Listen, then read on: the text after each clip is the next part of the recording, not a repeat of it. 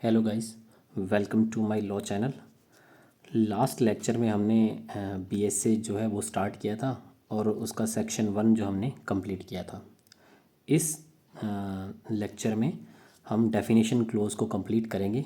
हालांकि हमने पिछले वाले लेक्चर में कोड की डेफिनेशन को कंप्लीट कर लिया था, लेकिन एक बार अपन फिर से देख लेंगे इसको। तो अपन शुरू करते हैं।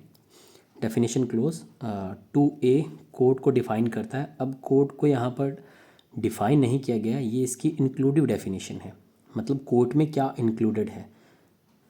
अब देखो, कोर्ट इंक्लूड्स ऑल जजेस and magistrates and all persons except arbitrators legally authorise to take evidence.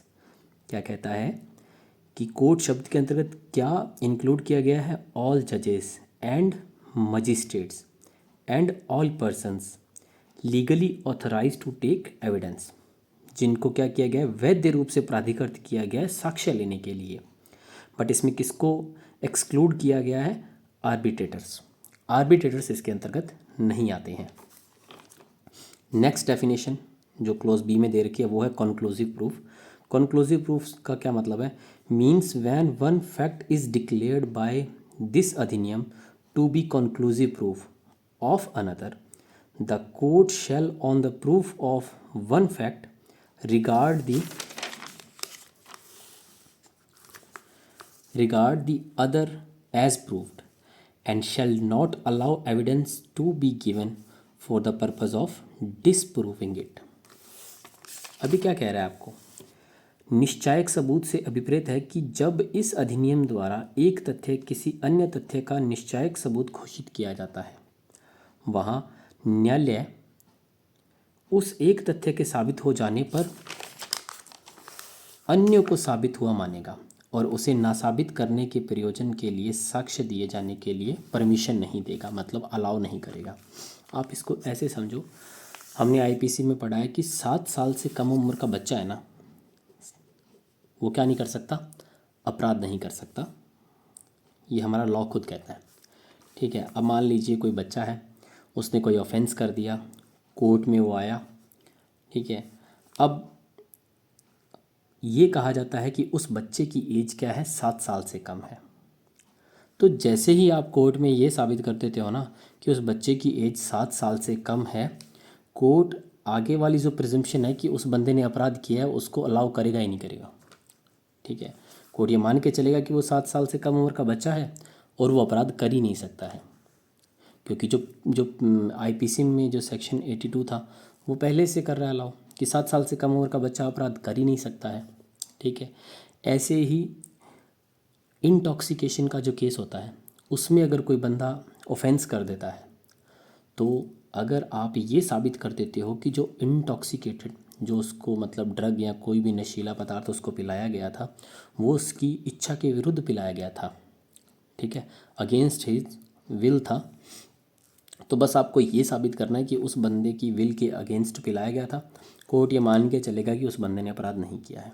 But yes, दोनों केसेस में कंडीशन क्या होनी चाहिए कि ये 7 साल की कम उम्र वाला आपको साबित करना है और दूसरे वाले में आपको इंटॉक्सिकेशन अगेंस्ट हिज विल है वो साबित करना है। जब आप ये दोनों फैक्ट साबित कर देते हो तो आगे के जो फैक्ट होते हैं कि वो अपराध नहीं कर सकता है, कोर्ट मान के चलेगा। तो यही ये कॉन्क्लूसिव प्रूफ कहता है। ठीक है, कि मान लीजिए आपने क्या कर दिया कि एक तथ्य को किसी अन्य तथ्य का निश्चायक सबूत घोषित कर दिया। हमने क्या साबित किया? 7 ईयर उसकी एज है, वो साबित कर दी। इंटॉक्सिकेटेड वाले केस में हमने क्या कर दिया कि भाई उसके अगेंस्ट विल उसको दिया गया था। जब हमने एक फैक्ट साबित कर दिया तो जो दूसरे वाला फैक्ट है कि वो अपराध कर ही नहीं सकता, वो इसके अंतर्गत आ जाएगा। ठीक है, तो ये है कॉन्क्लूसिव प्रूफ। एक फैक्ट को साबित करना है आपको, दूसरा फैक्ट कोर्ट ऑटोमेटिकली साबित मानेगा और उसको डिसप्रूव करने के लिए किसी भी तरीके के कोई भी एविडेंस अलाउ नहीं करेगा कोर्ट। ठीक है, अब डेफिनेशन आ जाती है सी, जो कि बात करती है disproved. In relation to a fact means when after considering the matters before it. ठीक है, मैटर कंसीडर हो रहा है उसके सामने, the court either believes that it does not exist. Court क्या बिलीव करता है कि जो ऐसा फैक्ट है वो एग्जिस्ट ही नहीं करता है, और या कंसीडर्स इट्स नॉन एग्जिस्टेंस, या कंसीडर क्या करता है कि वो एग्जिस्ट ही नहीं करता, नॉन एग्जिस्टेंस को करता है। सो probable that a prudent man ought to under the circumstances of this particular case to act upon the suspicions that it does not exist। भी क्या कहता है, तथ्य के संबंध में नासाबित से अभिप्रेत है कि जब न्यायालय अपने समक्ष विषयों पर विचार करने के पश्चात या तो यह विश्वास करे कि उसका अस्तित्व नहीं है या उसके अस्तित्व को इतना अधिसंभाव्य समझे कि उस विशिष्ट मामले में सामान्य परिस्थितियों में एक जो नॉर्मल सामान्य प्रज्ञावान व्यक्ति होता है वो इस अनुमान पर कार्य करता है कि उस तथ्य का अस्तित्व नहीं है। अब सिंपल सी बात कह सकते हैं आप इसको, डिसप्रूव्ड का मतलब ये हो गया जिसकी एग्जिस्टेंस अस्तित्व पर कोर्ट को विश्वास न हो, वो क्या कहलाएगा, हमारा डिसप्रूव्ड कहलाएगा, नासाबित कहलाएगा। और इसका उल्टा जब आप कर देते हो जिसकी एग्जिस्टेंस पर कोर्ट को विश्वास हो तो वो प्रूव्ड हो जाता है। वही ये बात कर रहा है कि एक नॉर्मल जो कॉमन सेंस वाला एक पर्सन होता है वो ये लगा सकता है कि हाँ भाई इस चीज़ का फैक्ट है और इसका अस्तित्व है, तो वो क्या आ जाएगा, डिसप्रूव्ड में आ जाएगा। ठीक है, सिंपल सी बात है। उसके बाद में आ जाता है डॉक्यूमेंट। डॉक्यूमेंट का क्या मतलब है, डॉक्यूमेंट दस्तावेज से ऐसा कोई विषय अभिप्रेत है जिसको किसी पदार्थ पर अक्षरों, अंकों या चिन्हों एक साधन द्वारा या उनमें से एक से अधिक साधनों द्वारा या तो अभिव्यक्त किया गया है, ठीक है, उसको एक्सप्रेस किया गया है, या वर्णित किया गया, उस पर लिखा गया है, या अन्यथा अभिलेखबद्ध किया गया है, अन्य किसी तरीके से किया गया है, जो उस विषय के अभिलेखन के प्रयोजन से उपयोग किए जाने को आश्रित हो या जिसका उपयोग किया जा सके। और इसके अंतर्गत इलेक्ट्रॉनिक और डिजिटल अभिलेख भी आते हैं। डॉक्यूमेंट में आपने क्या क्या इंक्लूड कर दिया, यहाँ पर इलेक्ट्रॉनिक भी आता है और डिजिटल भी आता है। अब जर्नली डॉक्यूमेंट होता क्या है, जर्नली डॉक्यूमेंट कोई ऐसा विषय होता है, ठीक है, जिसको किसी पदार्थ पर आप अक्षरों द्वारा भी कर सकते हो लाइक अल्फ़ाबेट से, अंकों द्वारा भी कर सकते हो 1 2 3 4, या आप चिन्ह भी लगा सकते हो। ठीक है, आप इनमें से किसी एक के साधन द्वारा उसको या तो आप अभिव्यक्त करते हो, ठीक है, या वर्णित करते हो, वो क्या कहलाता है, डॉक्यूमेंट की श्रेणी में आता है। अब ये डॉक्यूमेंट की श्रेणी में कैसे आता है, इसको देखो कि दीवार पर आपने किसी बंदे ने खून से कुछ लिख दिया तो वो भी क्या आ गया, डॉक्यूमेंट की श्रेणी में आ गया। ठीक है, अब जो शिलालेख होते हैं, पत्थरों पर कुछ लिखा होता है, वो भी क्या है, डॉक्यूमेंट की श्रेणी में आते हैं। अब हम ये इलस्ट्रेशन देख लेते हैं क्योंकि एग्ज़ाम में सीधी सीधी पूछते हैं ये। सबसे पहले आते हैं लेख दस्तावेज है, राइटिंग इज़ अ डॉक्यूमेंट। अब मान लो मुद्रित, शिला मुद्रित फोटो चित्र शब्द दस्तावेज है, जो वर्ड हैं वो प्रिंटेड, ठीक है, लाइटोग्राफ्ड और फोटोग्राफ्ड आर डॉक्यूमेंट्स। जो मैप है, प्लान है, वो भी क्या है, डॉक्यूमेंट है। और आ गया N inscription on a metal plate और स्टोन इज़ अ डॉक्यूमेंट। धातु पट पर आप कुछ लिखते हो ना, जैसे पत्थर पर लिखा होता है, शिला पर उत्कीर्ण कोई लेख है, वो भी क्या है, दस्तावेज है। कैरिकेचर, उपसंहारक, कार्टून्स, वो भी क्या है, वो भी डॉक्यूमेंट की श्रेणी में आते हैं। ये नया ऐड किया गया, email, server log, computer, laptop, smartphone, messages, website, अवस्थित साक्ष्य में इलेक्ट्रॉनिक अभिलेख, डिजिटल युक्तियों में भंडार किए गए वॉइस मेल मैसेजेस, ये भी क्या है, दस्तावेज है। सिंपल सी बात है, ईमेल में जो भी हमारे मैसेजेस हैं वो क्या हैं, डॉक्यूमेंट की श्रेणी में आते हैं। ठीक है, कंप्यूटर इटसेल्फ हमारा डॉक्यूमेंट है, लैपटॉप में हमने कुछ भी रखा है, स्मार्टफोन है, मैसेजेस है, वेबसाइट्स है, ठीक है, ये सब क्या हैं, हमारे डॉक्यूमेंट की श्रेणी में आते हैं।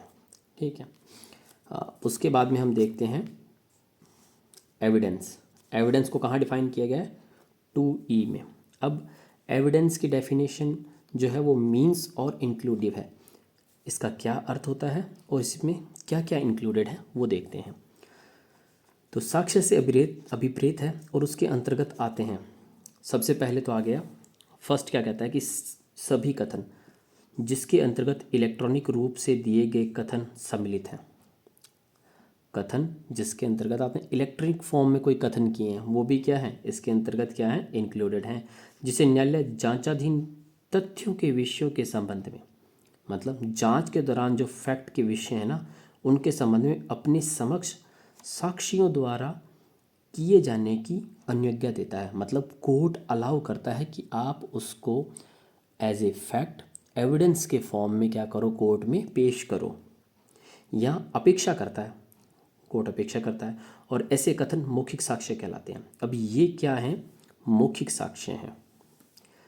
दोबारा से देख लेते हैं। All statements including statements given electronically, आपने कोई स्टेटमेंट दे दी, वो भी electronically, which the courts permits करता है और रिक्वायर्स करता है, to be made before it, मतलब उसके सामने किया जाए, किनके द्वारा? बाय द विटनेसेस, जो हमारे विटनेस हैं उनके द्वारा, in relation of the matter of the fact, जो वो मैटर है ना उससे रिलेटेड जो फैक्ट हैं उनसे संबंधित जो विटनेसेस से वो क्या करता है, अपेक्षा करता है कि ऐसा जो फैक्ट है वो आप क्या करो, कोर्ट में पेश करो।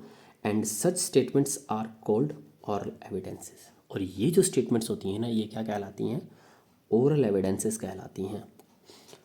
फिर इसी में सेकंड क्लोज आ जाता है, ऑल डॉक्यूमेंट्स।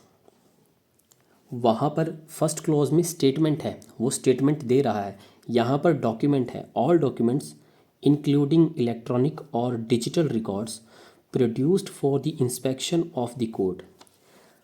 डॉक्यूमेंट्स हैं, और ये डॉक्यूमेंट कैसे हो सकते हैं? इलेक्ट्रॉनिक भी हो सकते हैं और डिजिटल रिकॉर्ड्स भी हो सकते हैं, और इनको कोर्ट के सामने प्रोड्यूस किया जाता है इंस्पेक्शन के लिए। And such documents are called documentary evidences. ठीक है, तो यहाँ पर दो तरीके के मैं आपको बताना चाहूँ एविडेंसेस में इंक्लूड किया गया है। पहले तो स्टेटमेंट को इंक्लूड किया गया है, और दूसरे में क्या इंक्लूड किया गया है? डॉक्यूमेंट्स को इंक्लूड किया गया है।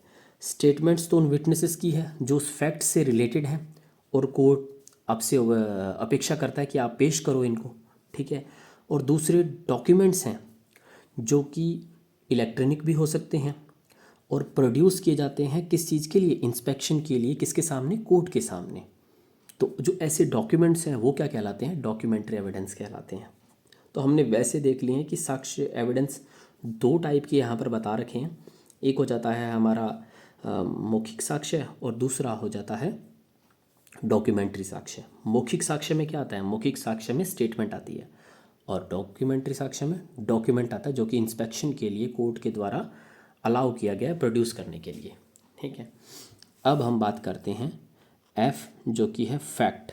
फैक्ट, अब जब हम फैक्ट की बात करते हैं ना, तो मेनली हमारा जो पूरा एविडेंस है ना, इस फैक्ट के ही इर्द गिर्द घूमता रहता है।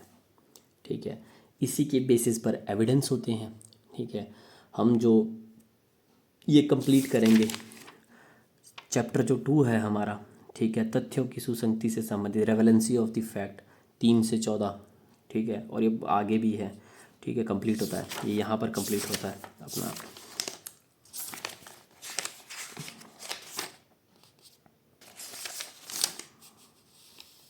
मेनली आप मान के चलो कि शील वाला अपन छोड़ दे, बाकी यहाँ तक चली जाती है, राय आ जाती है, तो आप मान सकते हो कि राय कब सुसंगत है, तो 45 तक चला जाता है, आप मोटा मोटा देख लो। तो ये सारा फैक्ट से रिलेटेड है, तो हमें इनको कंप्लीट करना है। ठीक है, और फैक्ट जनरली क्या होता है वो अपन देखते हैं, फिर उसके बाद में इसके बारे में पढ़ते हैं पूरा। फैक्ट मीन्स और इंक्लूड्स एनीथिंग, कोई भी वस्तु। ठीक है, लाइक ये पेन, ये भी क्या है? ये फैक्ट है। ये हाइलाइटर, ये भी फैक्ट है।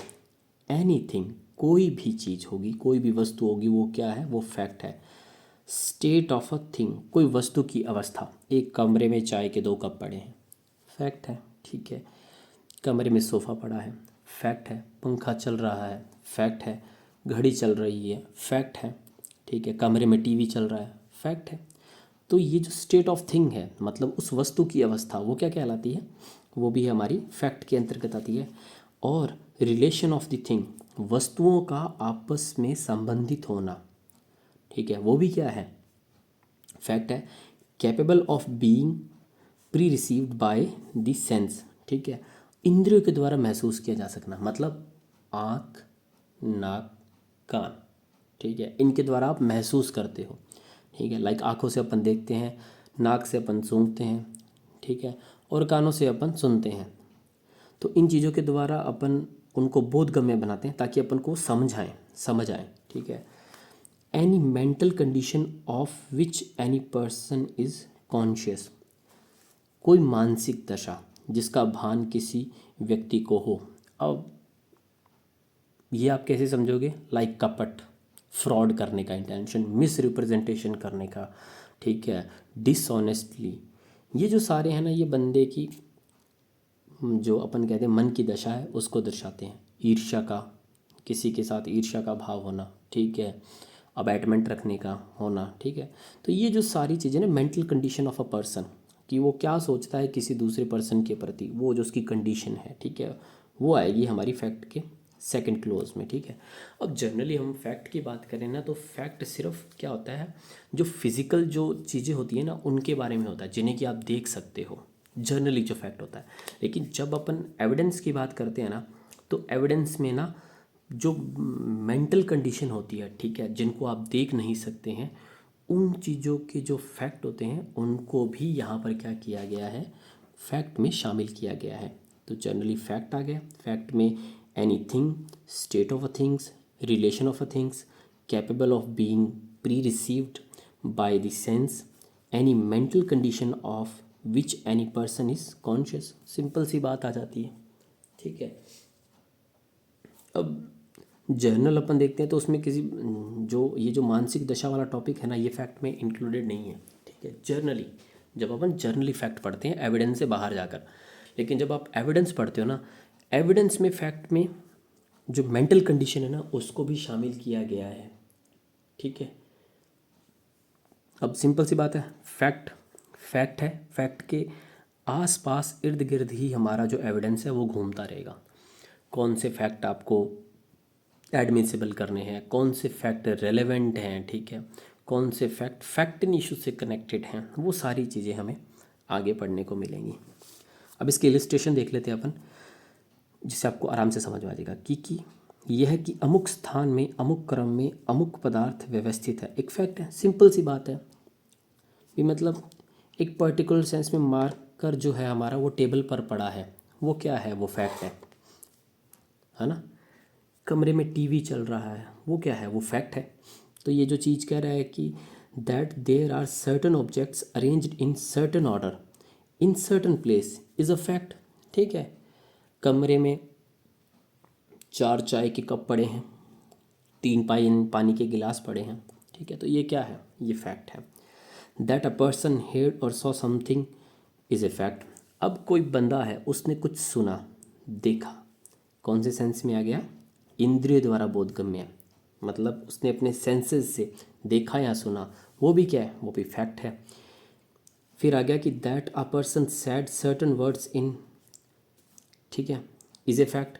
यह है कि किसी व्यक्ति ने अमुक शब्द कहा, एक तथ्य है, जनरल चीज़ है ना, कि कुछ कुछ बंदे ने कुछ कहा, कुछ देखा, कुछ सुना, कोई पर जो वस्तु है वो पर्टिकुलर सेंस में पर्टिकुलर प्लेस पर पर्टिकुलर जो ऑर्डर में पड़ी है, ठीक है, वो क्या, वो फैक्ट है।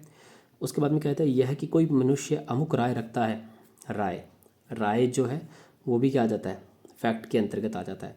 अमुक आशय रखता है, सद्भावनापूर्वक या कपटपूर्ण कार्य करता है, ये है ना गुड फेथ में, ये क्या दिखा रहा है, वो उस बंदे की मेंटल कंडीशन बता रहा है अपने को। सद्भावनापूर्वक या कपटपूर्वक कार्य करता है, या किसी विशिष्ट शब्द को विशिष्ट भाव में प्रयोग करता है, ये भी उसकी स्टेट ऑफ माइंड ही है कि जिससे वो उस चीज़ को उस भाव में लगा रहा है, यूज़ कर रहा है, उसको प्रयोग कर रहा है, या उसे किसी विशिष्ट संवेदना का भान है, ठीक है, जनरल चीज़ है, या किसी विनिर्दिष्ट समय में था, एक तथ्य है, ठीक है। तो सिंपल सी बात है ये। अब आ जाता है हमारा जी, जो कि बात करता है फैक्ट इन इशू की। क्या होता है फैक्ट इन इशू? अब मैं सिंपल सी बात बताता हूँ आपको। फैक्ट इन इशू वो इशू जिस पर एक पार्टी रजामंद है, दूसरी पार्टी डिनाई करती है, और उस इशू को लेकर आप कोर्ट में आते हो, ठीक है, वही क्या कहलाता है, हमारा फैक्ट इन इशू कहलाता है। अब जनरली सेंस में जिस बात का झगड़ा होगा वही क्या कहलाता है, फैक्ट इन इशू कहलाता है, ठीक है। अब अपन इसको देखते हैं डेफिनेशन को। फैक्ट एंड इशू विवादक तथ्य से अभिप्रेत है और इसके अंतर्गत ऐसा कोई भी तथ्य है जो स्वयं से या अन्य तथ्यों के संसर्ग मतलब कनेक्टेड में किसी ऐसे अधिकार, दायित्व या निर्योग्यता का जिसका कि किसी वाद या कार्यवाही में प्रख्यान किया गया है या प्रत्याख्यान किया गया है आता है, उसके अस्तित्व, अनस्तित्व, प्रकृति, विस्तार की उत्पत्ति अवश्यमेव होती है। मैं सिंपल सी भाषा में आपको बताना चाहता हूँ कि कोई ऐसा राइट, लाइबिलिटी, डिसेबिलिटी होगी जिसको कि किसी कार्यवाही में ना पता है क्या किया जाता है, या तो असर्ट किया जाता है या डिनाई किया जाता है। ठीक है, वही क्या बनता है, हमारा इशू बनता है और उसी को लेकर अपन कोर्ट में आते हैं और ये कहलाता है हमारा फैक्ट एंड इशू। ठीक है, जनरली आप देख लो, means and includes any fact from which either by itself और in the connection of other facts, मतलब वो खुद भी हो सकता है इशू जो फैक्ट हमारा है, या वो दूसरे फैक्ट से कनेक्टेड भी हो सकता है। The existence, non existence, nature और एक्सटेंड ऑफ एनी राइट। ठीक है, कोई राइट है, उसकी एग्जिस्टेंस की या उसकी नॉन एग्जिस्टेंस की, उसके नेचर की और उसके एक्सटेंड की, या कोई लाइबिलिटी होगी या डिसेबिलिटी होगी, या तो असर्ट करते हो या डिनाई करते हो किसी सूट या प्रोसीडिंग में। सिंपल सी बात आ जाती है। अब मान लीजिए दो भाइयों को एक प्लॉट को लेकर क्या था, झगड़ा था, ए और बी। ए ये कहता है कि मेरा इस प्रॉपर्टी पर राइट है, बी कहता है कि तुम्हारा इस प्रॉपर्टी पर राइट नहीं है, मेरा इस प्रॉपर्टी पर राइट है। तो बी ने क्या किया, ए के राइट को डिनाई किया। ठीक है, और ए ने क्या किया, बी के राइट को डिनाई किया। इस इशू को लेकर वो कोर्ट में जाते हैं, सूट फाइल करते हैं। तो बी का ये कहना कि ए का उस ज़मीन पर या उस प्रॉपर्टी पर कोई राइट नहीं है, वो क्या हो गया, हमारा फैक्ट इन इशू हो गया। ठीक है, और उसी से रिलेटेड हम ये जो हमारे फैक्ट है वो होगा। ठीक है, मीन्स एंड इंक्लूड्स हो जाता है। ठीक है, अब अपन देखते हैं, जब कभी कोई न्यायालय विवादक तथ्य को सिविल प्रक्रिया से संबंधित किसी तत्सम प्रवर्त विधि के उपबंधों के अधीन अभिलिखित करता है, तब ऐसे विवाद्य के उत्तर में जिस तथ्य का प्रख्यान या प्रत्याख्यान किया जाता है, विवादक तथ्य जनरल चीज़ है, सिविल प्रक्रिया के केस की बात करता है कि whenever under the provisions of the law for the time being in force relating to a civil proceeding हो गई, any court records an issue of fact, the fact to be asserted और denied in the answer to the such issue is fact and issue. अब ऐसे हो जाता है, generally plaint file की जाती है। प्लेंट में आप अपने जो प्लांटिव होता है वो अपने इशू लगा देता है कि भाई मुझे मुझे ये जो डिफेंडेंट है उससे ये प्रॉब्लम है। ठीक है, अब वो प्लेंट जाता है डिफेंडेंट के पास में, डिफेंडेंट उसके बाद में क्या लिखाता है, रिटन स्टेटमेंट फाइल करता है ना। तो रिटन स्टेटमेंट में वो क्या कहता है कि मुझे ए पॉइंट तो मंजूर है, बी नहीं मंजूर नहीं है, सी को मैं डिनाई करता हूँ, डी को डिनाई करता हूँ, ई को डिनाई करता हूँ। ठीक है, तो ये जो डिनाइल, ठीक है, और इधर जो ए ने अपने जो राइट वहाँ पर बताए हैं, जो उसने अपने पॉइंट्स बताए मेंशन किए हैं, ठीक है, तो जो आप डिनाई कर देते हो, जो असर्ट कर देते हो, वो क्या हमारे बन जाते हैं, वो फैक्ट इन इशू बन जाते हैं, है ना। तो ए ने तो अपने पॉइंट्स बता दिए प्लेंट में, रिटर्न स्टेटमेंट में बी बताता है कि नहीं भाई मेरे को ये मंजूर नहीं है, नहीं जो सी पॉइंट है वो मुझे मंजूर नहीं है, मैं डिनाई करता हूँ। तो जिन जिन चीज़ों को वो डिनाई करता जाता है वो क्या बन जाते हैं, वो फैक्ट एंड इशू बन जाते हैं। वही हमारा जनरल फैक्ट एंड इशू है। ठीक है, उसके बाद में हमारा इलस्ट्रेशंस आ जाती हैं, वो देख लेते हैं। A is accused of the murder of B. A क्या है, एक्यूज्ड है बी के मर्डर का। एट हिज ट्रायल, उसके ट्रायल में the following facts may be in issue. कौन कौन से जो फैक्ट हैं वो इशू बन सकते हैं। सबसे पहला आ जाता है हमारा, वो ये कहता है कि दैट ए कॉज्ड बीज डेथ। यह है कि क ने ख की मृत्यु कारित की, ये हमारा फैक्ट इन इशू बन सकता है। ठीक है, that A intended to cause B's death, मतलब यह है कि क का आशय ख की मृत्यु कारित करने का था, ये भी फैक्ट इन इशू बन सकता है।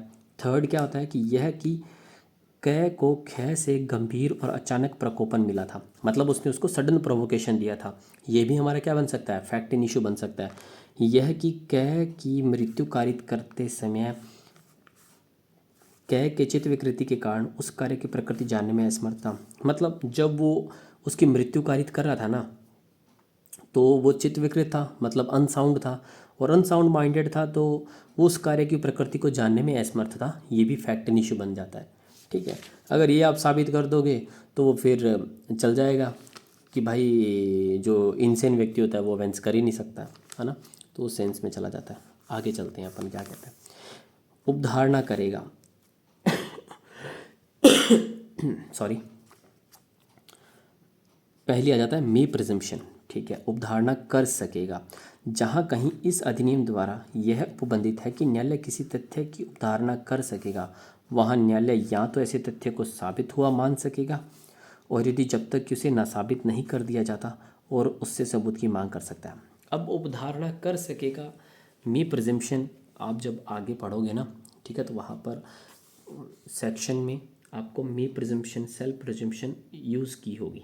ठीक है, तो वहाँ पर मे प्रिजम्पशन का क्या मतलब है और सेल्फ प्रिजम्पशन का क्या मतलब है वो देख लेते हैं अपन। मे प्रिजम्पशन का मतलब ये हो जाता है कि जहाँ कहीं पर भी कोर्ट ने उपधारणा कर सकेगा वर्ड का यूज़ किया है, ठीक है, वहाँ कोर्ट क्या मान के चलेगा, वहाँ कोर्ट ये मान के चलेगा कि वो जो फैक्ट है वो साबित हुआ मान सकेगा, वो कि हाँ भी वो जो फैक्ट है वो क्या साबित हुआ मान सकेगा, बट आप उसको नासाबित कर सकते हो और सबूत भी पेश कर सकते हो।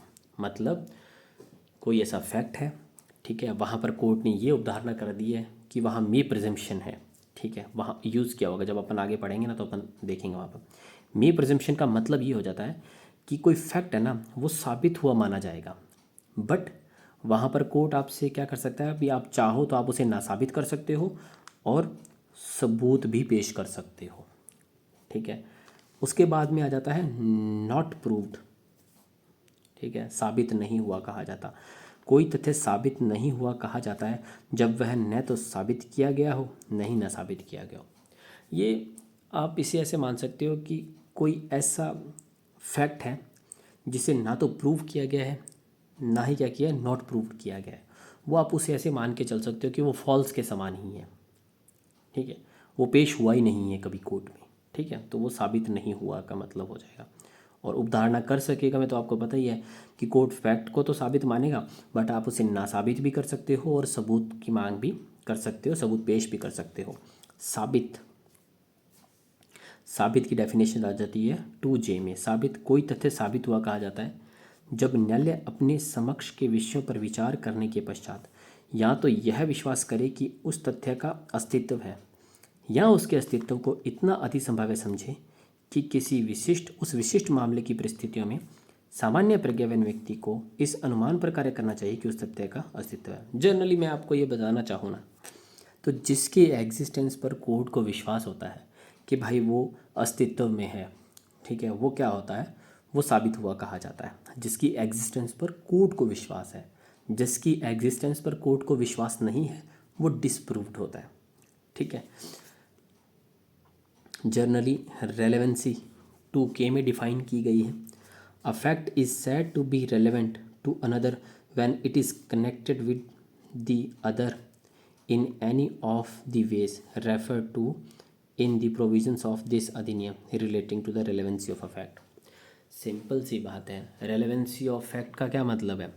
रेलेवेंसी होती है कि जब एक फैक्ट दूसरे से कनेक्टेड है। अब वो कैसे कनेक्टेड होगा, चाहे वो आप सेक्शन 4 पढ़ लो। ठीक है, relevancy of a fact forming part in same transaction, मतलब एक ही भाग का रूप हो, चाहे आप वो राय पर आधारित हो। ठीक है, ये जो हम चैप्टर 2 पढ़ेंगे ना उसमें वो तथ्य की रेलेवेंसी से संबंधित है, उसको सारे को कवर करता है ये कौन, रेलेवेंट। तो वो किस तरीके से कनेक्टेड है, चाहे वो स्टेट ऑफ थिंग्स से कनेक्टेड हो, ठीक है, चाहे वो आप मान लीजिए एक ही ट्रांजैक्शन का फॉर्म हो, ठीक है, आप मान लीजिए हेतु तैयारी पूर्व पश्चात का आचरण हो, या जिस तरीके से भी वो रेलेवेंट होगा वो सारे 2K में डिफाइन होंगे और रेलेवेंट होंगे। ठीक है, सेल्फ प्रिजम्पशन का क्या मतलब होता है। Self presumption whenever it is directed by this adhiniyam that the court shall presume a fact. Court क्या प्रिज्यूम करता है कि एक फैक्ट है वो शैल प्रिज्यूम में आता है। It shall regard such fact as proved. कोर्ट क्या मान के चलेगा, कोर्ट ये मानकर चलेगा कि वो फैक्ट क्या है, प्रूव्ड है, अनलेस और अनटिल इट इज़ डिसप्रूव, जब तक कि आप क्या नहीं कर देते, उसे ना साबित नहीं कर देते। लेकिन कोर्ट किसी एविडेंस की मांग नहीं करेगा। वहाँ पर उपधारणा कर सके में कोर्ट एविडेंस की मांग कर सकता है। यहाँ पर आपसे कोर्ट ना साबित कर सकते हो आप उसको, ठीक है। तब तक क्या कोर्ट ये मान के चलेगा कि स्ट्रॉन्ग प्रिजम्पशन है ये कि उस बंदे ने ऐसा एक्ट किया है, वो फैक्ट रेलेवेंट है। लेकिन उपधारणा कर सकेगा जो मी प्रिजम्पशन है, वहाँ पर क्या होता है, वहाँ पर आपके पास थोड़ी लिबर्टी होती है, आप उसे ना साबित कर सकते हो, ठीक है। और दूसरा क्या कर सकते हो, सबूत की मांग कर सकता है कोर्ट आपसे। यहाँ पर आपसे मांग नहीं कर रहे हो, ठीक है। ये सेल्फ प्रिजम्पशन है। देन आ जाता है हमारा words and expressions used herein and not define but define in IT act. IT act में डिफाइन किए गए हैं। भारतीय नागरिक सुरक्षा संहिता 2023 है, उसमें डिफाइन किया गया। भारतीय न्याय संहिता 2023 है, उसमें डिफाइन किए गए। Shall have the same meaning रहेगा as assigning to them in the said act और संहिता। मतलब मान लीजिए कुछ वर्ड्स एक्सप्रेशंस जो यहाँ पर डिफाइन नहीं है, बट वो कहाँ डिफाइन की है, लेकिन यूज़ जरूर की गई है यहाँ पर। लेकिन वो डिफाइन कहाँ पर है, आईटी एक्ट में, नागरिक सुरक्षा संहिता में, न्याय संहिता में, ठीक है। वो शैल भी क्या यहाँ पर ऑटोमेटिकली असाइन की हुई मानी जाएगी। तो आज हमारा डेफिनेशन क्लोज कंप्लीट हो चुका है, ठीक है, जिसमें अपन ने कॉन्क्लूसिव प्रूफ पढ़ लिया, ठीक है। कॉन्क्लूसिव प्रूफ क्या होता है, एक जनरल अपन रिफ्रेश मार लेते हैं अपनी मेमोरी को। कॉन्क्लूसिव प्रूफ होता है कि एक फैक्ट को आपको साबित करना है, दूसरा फैक्ट ऑटोमेटिकली क्या हो जाता है, साबित माना जाएगा, और उसके सेंस में, उसको आप खारिज करने के सेंस में आपको कोर्ट क्या नहीं मांग सकते, आप एविडेंस पेश नहीं किया जा सकता, ठीक है। डिसप्रूव्ड, जिसकी एग्जिस्टेंस पर कोर्ट को विश्वास नहीं है, ठीक है। डॉक्यूमेंट कोई ऐसा पदार्थ पर कोई अक्षर, अंक, चिन्ह है, या तो आप एक साधन से या उनमें से एक से अधिक साधन से क्या करते हो, या तो अभिव्यक्त करते हो, या वर्णित करते हो, या अभिलेखित करते हो, ठीक है, जो कि साक्ष्य में प्रयोग करने के लिए है। उसके बाद में आ जाता है हमारा, ये फिर आ जाता है रिटन राइटिंग है, ठीक है, words printed, lithographed, photographed, map and plan, inscriptions, ठीक है, ऑन अ मेटल प्लेट या स्टोन डॉक्यूमेंट है, कैरिकेचर्स हैं, ठीक है। ये सारे क्या हैं, डॉक्यूमेंट के फॉर्म में आते हैं, ठीक है। और email, server log, computer, laptop, ठीक है, इस पर जो भी डिजिटल रिकॉर्ड्स होंगे वो सारे एविडेंस के डॉक्यूमेंट में आएंगे। फिर एविडेंस में क्या इंक्लूडेड है, एविडेंस में स्टेटमेंट्स इंक्लूडेड है, एविडेंस में डॉक्यूमेंट्स इंक्लूडेड है। स्टेटमेंट्स में क्या होते हैं, जो कोर्ट परमिट और रिक्वायर करता है उसके सामने विटनेस के थ्रू मैटर से रिलेटेड पेश करने की, ठीक है, जो कि इंक्वायरी के थ्रू क्या होता है, चलती हैं। ऐसी क्या कहलाता है, ओरल एविडेंस। डॉक्यूमेंट्री एविडेंस क्या होता है, डॉक्यूमेंट्री एविडेंस इलेक्ट्रॉनिक या डिजिटल रिकॉर्ड्स होते हैं, प्रोड्यूस किए जाते हैं इंस्पेक्शन के लिए कोर्ट के सामने, ठीक है। फैक्ट आपको पता ही है, any thing, any state of a thing, relation of a things capable of being pre reserved bye the sense हो गया, किसी भी बंदे की मन की दशा हो जाती है, ठीक है, वो आ जाएगी इसके अंतर्गत। Fact in issue, fact in issue वो इशू होता है जिसके बेस पर कोई, आप इसको ऐसे देख सकते हैं, कोई राइट, लाइबिलिटी या कोई डिसेबिलिटी है, उसको किसी सूट या प्रोसीडिंग में या तो क्या किया गया, उसकी एग्जिस्टेंस, उसकी नॉन एग्जिस्टेंस को चैलेंज किया गया है, ठीक है, वो आ जाता है।